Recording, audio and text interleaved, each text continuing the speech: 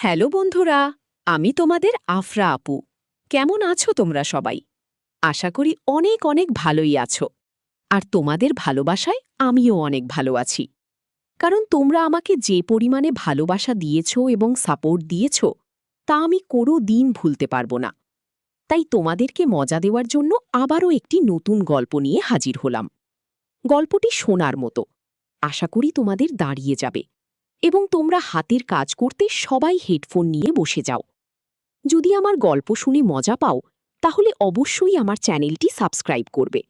তো চলো বন্ধুরা, আমরা কথা না বাড়িয়ে আসল গল্পে চলে যাই। দিল্লিতে একজন পণ্ডিত মহিলার স্বামী চলে যাওয়ার পর সে নিজের ঘোড়ার সাথে সময় পার করত।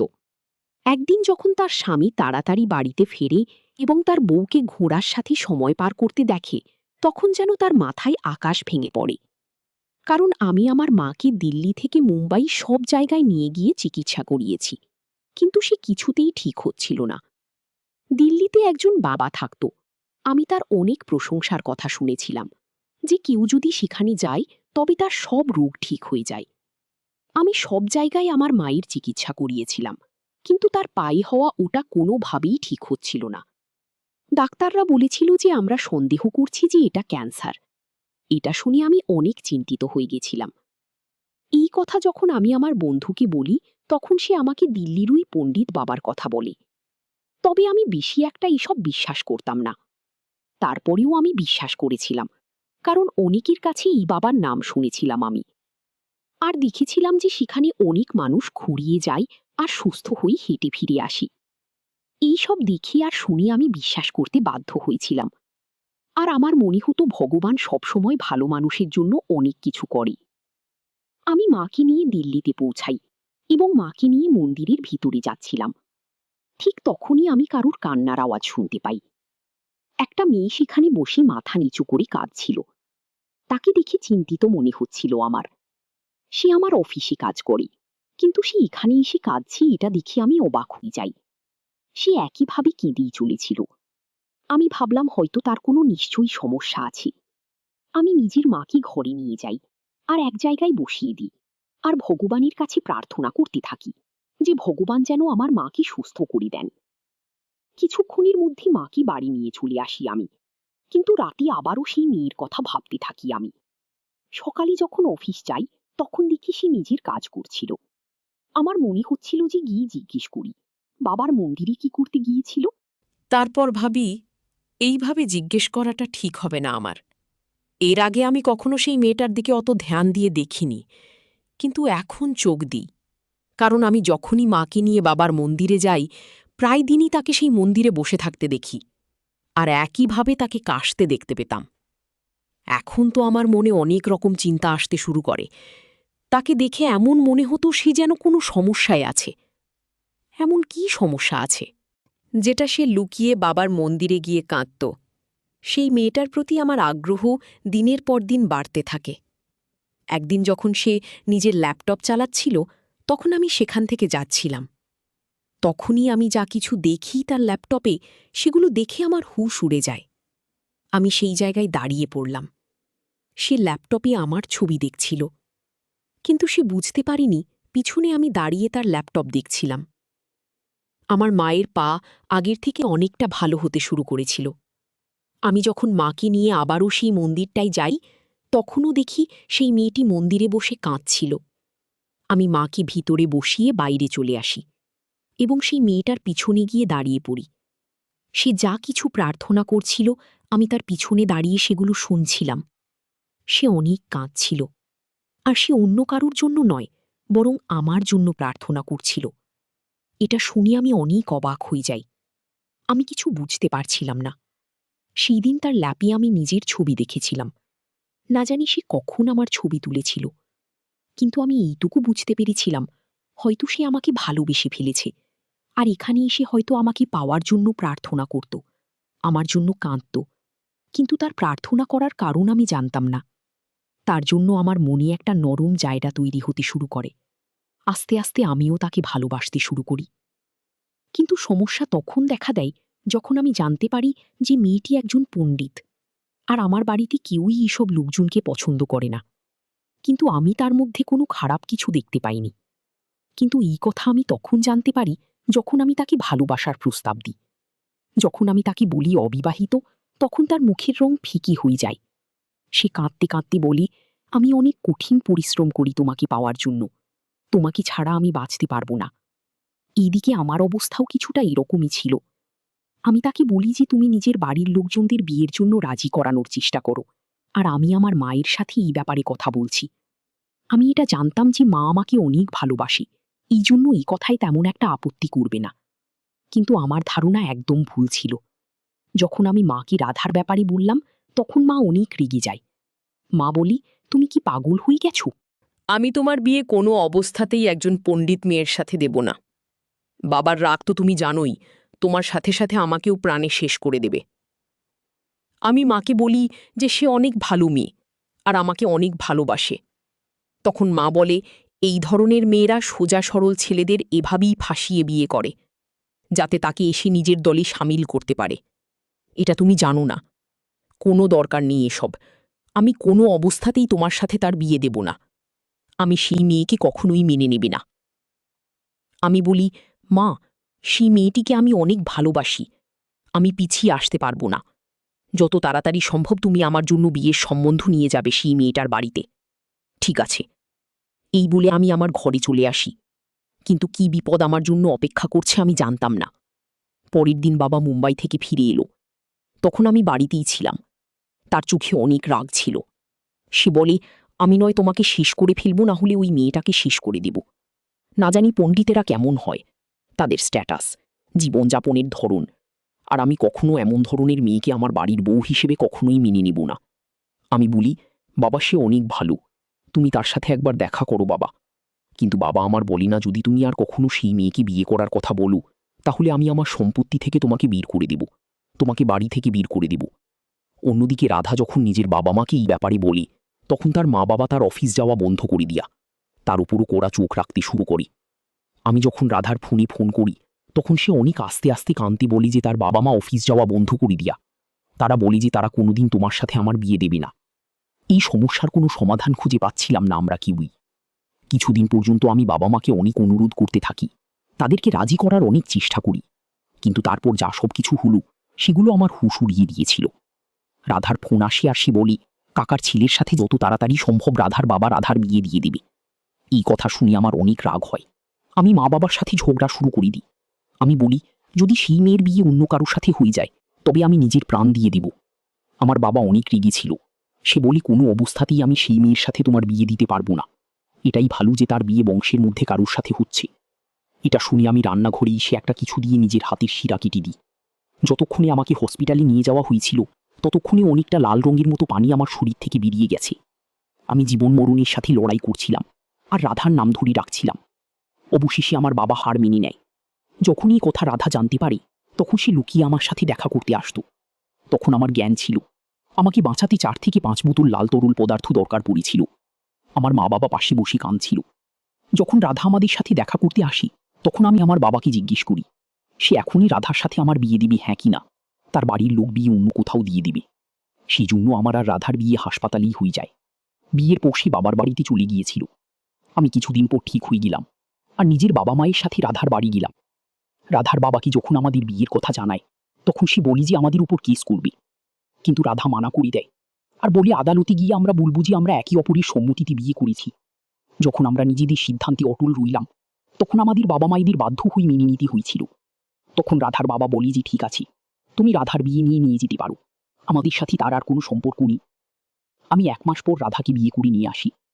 যখন সে আমাদের বাড়িতে আসে, তখন নিজের পালিত ঘোড়াকে সাথে করে নিয়ে আসি।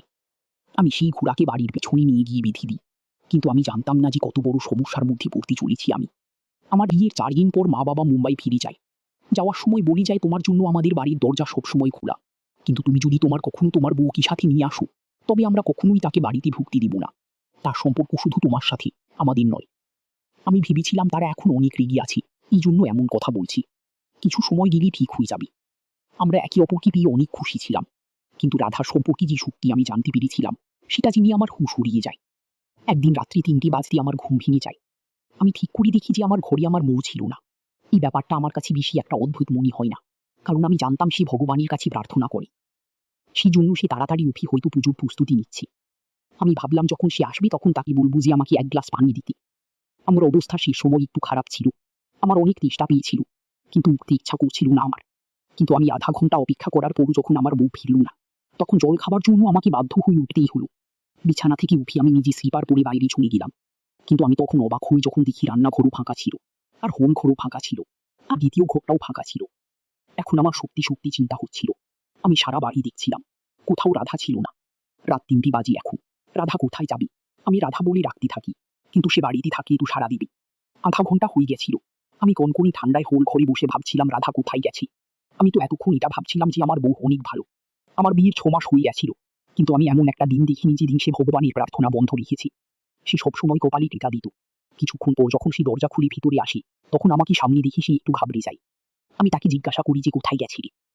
কিন্তু সে আমার প্রশ্নের কোনো উত্তর না দিয়ে সোজা নিজের ঘরে চলে যায়। তার ওপর আমার রাগ হয়। তার পিছনে আমিও ঘরে চলে গেলাম। দেখলাম সে ঘরে বসে আছে, হয়তো ঘুমাতে যাচ্ছিল। আমি তাকে বলি যে তোমাকে কিছু বলছিলাম আমি, তুমি কোথায় গেছিলে? তখন সে বলে আমি হল ঘরে বসে পুজো করছিলাম। তখন বাড়ির মালিকের ছোট মেয়ে আমাদের বাড়িতে আসে। যে বাড়িতে আমরা থাকতাম সেই বাড়ির মালিক ওপরের ঘরে থাকতেন, যার একটা মাত্র 14 বছরের মেয়ে ছিল। তার সাথে রাধার অনেক ভালো বন্ধুত্ব ছিল। কিন্তু রাত 3টে বাজলে সে কেন এসেছিল? এই কথা আমি জিজ্ঞেস করতে যাবি, তখন সে আমাকে বলল তার মায়ের শরীর খারাপ হয়েছে, সেজন্য আমি তার মাকে দেখতে চলে যাই। কিন্তু আমি জানতাম না যে তুমি আমার উপর সন্দেহ করবে। নিজের উপর আমার আফসোস হলো। আমি বললাম, এরকম কথা নয়, আমি তোমাকে কোথাও খুঁজে পাচ্ছিলাম না, তাই তোমার জন্য আমার চিন্তা হচ্ছিল। সেই কথাটা সেখানেই শেষ হয়ে যায়। কিন্তু কিছুদিন পর যখন আমি অফিস থেকে বাড়িতে ফিরে আসি, তখন আমার বাড়ির মালিক সেখানে উপস্থিত ছিল। হঠাৎই তার স্ত্রীর কথা আমার মনে পড়ে গেল। আমি ভাবলাম তার স্ত্রী কেমন আছে, একবার জিজ্ঞেস করিনি। আমি জিজ্ঞেস করি যে এখন আপনার স্ত্রীর শরীর কেমন আছে, তিনি ঠিক আছেন তো? কিছুদিন আগে ওনার শরীর খারাপ হয়েছিল না? মাঝরাত্রে আপনার মেয়ে রাধাকে ডাকতে এসেছিল, এখন কেমন আছেন? সে আমার কথা শুনে অনেক অবাক হয়ে যায়, আমার দিকে তাকিয়েই থাকে। বলে, আমার স্ত্রীর কি হয়েছে? আমার স্ত্রী একদম ঠিক আছে, তার কিছু হয়নি তো, আর না সে অসুস্থ। তোমার বউ সেই দিন রাত্রে আমাদের ঘরে গেছিল। এটা শুনে তো আমি হয়রান হয়ে যাই যে রাধা আমাকে মিথ্যে কথা বলেছিল। সে মিথ্যে কথা কেন বলেছিল? আমি এই বলে এড়িয়ে দিয়ে যে হয়তো অন্য কারোর বউয়ের অসুস্থতার কথা বলেছিল। আমি ভেবেছিলাম হয়তো তোমার বউ অসুস্থ। আমি সেই পরিস্থিতিটা সামলে নিই। যখন ঘরে আসি তখন রাধা খাবার বানাচ্ছিল। আজ আমি ঠিক করে খাবার খেতে পারিনি। আমি অল্প কিছু খেয়ে শোয়ার জন্য নিজের ঘরে চলে যাই। রাত 3টের সময় যখনই রাধা উঠে ঘরের বাইরে যায়, তখন আমিও তার পিছনে যেতে থাকি। সারা রাত আমার ঘুম আসেনি, কারণ রাধা আমাকে মিথ্যা কথা বলেছিল। সেজন্য আমি জানতে চাইছিলাম যে রাধা রাতে কোথায় গিয়েছিল, পুজো করার নাম করে সে কোথায় যেত। কিছুক্ষণ পর যখন আমি হোল ঘরে এলাম, তখন আমার মনে হলো যেন সবেমাত্র হোল ঘরের দরজা কেউ বন্ধ করল। আমি তার কিছুক্ষণ পর হোল ঘরের দরজা আস্তে খুলে বাইরে যাই। আমি দেখি যে রাধা বাড়ির পিছনের দিকে যাচ্ছে, যেখানে সেই ঘোড়াটা বাঁধা ছিল। আমিও তার পিছনে যেতে থাকি। তারপর যা কিছু আমি দেখলাম, সেটা দেখে আমি আশ্চর্য হয়ে গেলাম। আমি বুঝতে পারছিলাম না যা নিজের চোখে দেখছি এগুলো কি সব সত্যি। আমার নিজের মায়ের কথা মনে পড়ে গেল। হয়তো সে ঠিক বলতো, এই সব মেয়েদের কোনো সম্মান থাকে না, যে কোনো কিছু করতে পারে। আমি সেখান থেকে ফিরে ঘরে চলে আসি, আর বিছানায় বসে পড়ি। আমার মাথা ঘুরছিল। কিছুক্ষণ পরে রাধাও ঘরে ফিরে আসি। আমাকে দেখি সে আবারও চিন্তিত হয়ে যায়, আর বলে, তুমি এখনো জেগে আছো? কোথা থেকে আসছো এখন? আমার কথা শুনে তার মুখের রং ফিকে হয়ে যায়। রাধা বলল, পুজো করছিলাম। আমি তার দিকে গভীরভাবে দেখি। রাধার কথাতে আমার আফসোস হচ্ছিল, কারণ সে পুজো করার নামে যা কিছু করছিল তাতে হয়তো তার দিকে তাকাতেও আমার ইচ্ছা করছিল না। আমার মনে হচ্ছিল যে আমি হয়তো অনেক বড় কোনো ভুল সিদ্ধান্ত নিয়ে নিয়েছি। আমার মায়ের কথাই শোনা উচিত ছিল। আমি চুপ করে শুয়ে পড়ি। কিন্তু কতদিন আমি এসব সহনীয় করব? যা কিছু সে করছিল সেগুলো ভুল কাজ ছিল। আমার তার উপর থেকে মন উঠতে শুরু করে। নিজের নেওয়া ভুল সিদ্ধান্তের জন্য আমার আফসোস হচ্ছিল। যদি আমি সেই সময় তার চোখের পানি না দেখতাম, তার চোখে নিজের জন্য ভালোবাসা না দেখতাম, যদি সেই সময় নিজেরকে সামলে নিতাম, তাহলে হয়তো আজকে আমাকে এত বড় বিপদের মুখে পড়তে হতো না। আমি কিছুতেই শান্তি পাচ্ছিলাম না। আমার মনে হচ্ছিল তার সাথে আমি যতটা সময় পার করছি সেটা অন্যায় ছিল, কারণ সে যেসব কাজ করছিল সেটা অন্যায়। আমার ধৈর্যের সীমা পার হতেই আমার মনে হয় রাধার সাথে সরাসরি এই ব্যাপারে কথা বলা উচিত। আমি তার সাথে আর একটা মুহূর্ত পার করতে চাই না। সেই জন্য আমি ভাবলাম যদি সে মেনে নেয় তো ঠিক আছে, আর যদি সে নিজেই এই কাজ করা বন্ধ না করে তবে আমি তাকে ছেড়ে দিয়ে দেব। সেই দিন রাত্রে যখন রাধা ঘরে আসে তখন আমি জেগেছিলাম। আমাকে দেখে সে তাড়াতাড়ি শুয়ে পড়ে। আমি বললাম, তুমি উঠে বসো, তোমার সাথে আমার কিছু কথা আছে। তখন সে উঠে বসে। আমি বললাম যে জানি তুমি ভগবানের পুজো করতে যাও না, তুমি হোল ঘরেও থাকো না, তুমি বাড়ির পিছনের দিকে যে ঘোড়াটা বাঁধা আছে তুমি তার কাছে যাও। এই কথা শুনে রাধা আমার দিকে তাকিয়ে বলে, হ্যাঁ, এতে খারাপের কি আছে? আমি এটা শুনে অবাক হয়ে যাই। আমি বলি, তুমি এর মধ্যে খারাপ কিছু দেখতে পাচ্ছ না? তুমি জানো কি করছো? ওই ঘোড়াটার পুজো করছো ভগবান? ভাবছ যেটা অন্যায়। আর এমন একটি মেয়ের সাথে নিজেই আমি সারাটা জীবন কিছুতেই পার করতে পারবো না। আমার কথা শুনে রাধার দিকে অবাক হয়ে দেখতে থাকে আর বলে, তুমি ভুল ভাবছ। আমাদের এখানে ঘোড়াকে অনেক পবিত্র বলে মনে করা হয়, আর ঘোড়ার সামনে পুজো হয়। আমার মা বাবা তখন এই ঘোড়াকে আমাদের বাড়িতে আনে, যখন এই ঘোড়াটা অনেক ছোট ছিল, আর তার লালন পালন বিশেষভাবে করা হয়েছে। আমরা সবসময় একে পরিষ্কার পরিচ্ছন্ন করে রাখার এবং তার সামনে প্রার্থনা করি, আর সেও প্রার্থনা করে। আমি অনেকবার তার চোখ থেকে পানি পড়তে দেখেছি। সে বলে, আমি তোমার থেকে এই কথা এই জন্য গোপন করেছি কারণ আমি জানতাম যে তুমি আমার এসব কথা বিশ্বাস করবে না। কিন্তু আমরা এসব মানি। তারা যেগুলো বিশ্বাস করে সেটা তাদের বিশ্বাস। তবে একটা কথা আমার অনেক ভালো মনে হয় যে তারা ঘোড়াকে ভগবান ভাবে। আমি যা কিছু রাধার ব্যাপারে ভেবেছিলাম সেগুলো সব ভুল ছিল। আমাদের বিয়ের 10 বছর পার হয়ে গেছে। এখন আমাদের সন্তানও হয়ে গেছে। রাধা তাদের নিয়ম অনেকভাবে মেনে চলে। কিন্তু দুঃখের বিষয় এটা যে আমার মা বাবা এখনও রাধাকে মেনে নেয়নি। বছরে একবার নিজের সন্তানকে নিয়ে মুম্বাই যাই আমি। আমার মা বাবা আমাকে আর আমার সন্তানকে অনেক ভালোবাসে, কিন্তু রাধার নাম শুনলেই রেগে যায়। এই একই কাজ রাধার বাড়ির লোকও করেছিল। তার মা বাবাও আমাকে শুধু ঘৃণা করতেন। এখন আমাদের সিদ্ধান্তের উপর আমাদের আফসোস হয়, কারণ আমাদের সন্তানও বড় হচ্ছিল। সে এখন আমাদের পরিবারের ব্যাপারে জিজ্ঞেস করে যে কেন আমরা একে অপরের পরিবারে যাই না। কিন্তু আমাদের কাছে এই প্রশ্নের কোনো উত্তর ছিল না। বন্ধুরা, আজকের ভিডিওটা এখানেই শেষ করলাম। অনেক কষ্ট করে ভিডিওটি আপনাদের জন্য বানিয়েছি। যদি ভিডিওটি আপনাদের ভালো লেগে থাকে তাহলে একটা লাইক করবেন এবং চ্যানেলটি অবশ্যই সাবস্ক্রাইব করবেন। এই আশা ব্যক্ত রেখে আপনাদের কাছ থেকে বিদায় নিচ্ছি আমি। দেখা হবে আগামীকালের নতুন কোনো ভিডিওতে। সে পর্যন্ত সবাই ভালো থাকুন, সুস্থ থাকুন। ধন্যবাদ।